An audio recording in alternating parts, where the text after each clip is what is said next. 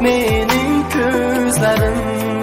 Senden ayrılıp emdimen fakat seni daima sevinip kalımen.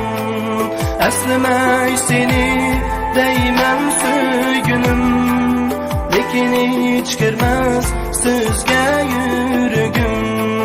Bu dünya sensiz xuddi kereksiz, seni daima sevinip kalımen.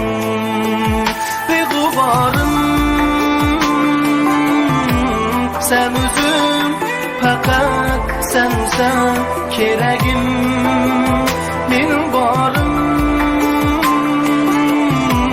sen özüm, meni barlığım hem özüm. Güzel yarım sen özüm, fakat sensen keregim. Benim zarım sen özüm, efsus düşemez dertlerim.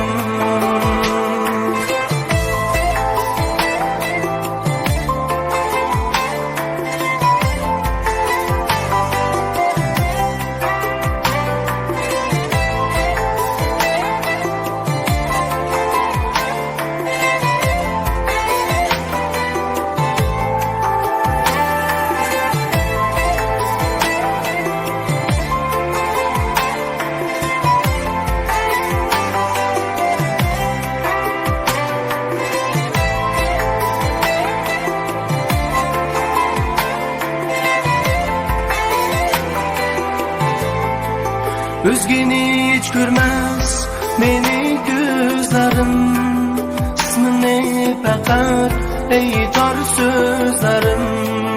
Begarmen yalnız bedar tüylerim, seni daima sevinip kalımen.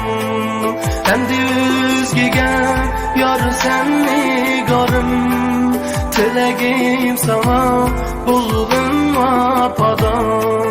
Berbir sen benim cananım, seni daima sevinip kalımen.